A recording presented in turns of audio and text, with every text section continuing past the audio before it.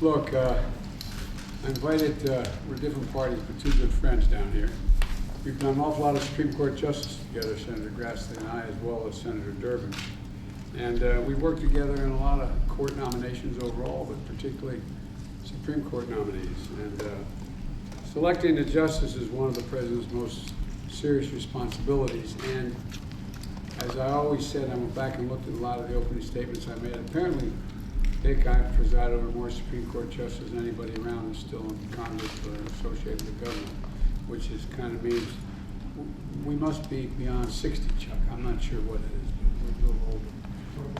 For me, it'd be 15 or 16. Yeah, well, and I started way back early on, in the early 70s. At any rate, what we're going to do is, I've said before, and I went back and looked at some of the opening statements I made from justices over the years, that, you know, the Constitution says advise and consent, advice and consent. And I'm serious when I say it, but I want the advice of the Senate as well as the consent. We can arrive on who the nominee should be.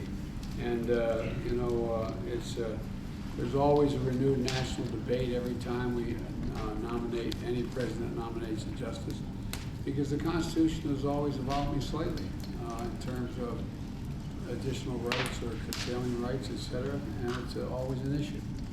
And there's several schools of thought in terms of judicial philosophy, and we'll see. But the fact is that I'm looking for someone who I can, this is not a static issue, it flows back and forth.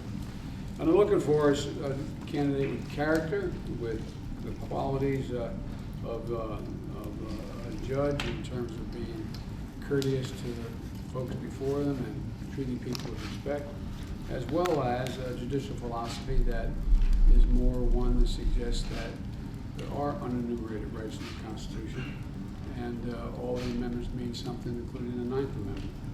And but I intend to take this decision, make this decision, and get it to my colleagues by the end of the month. That's my hope. And I'm looking forward to their advice and how to proceed and how the hearing will be conducted and the like. So thank you very much. We're going to get a chance to talk. I want to hear from them. Thank you.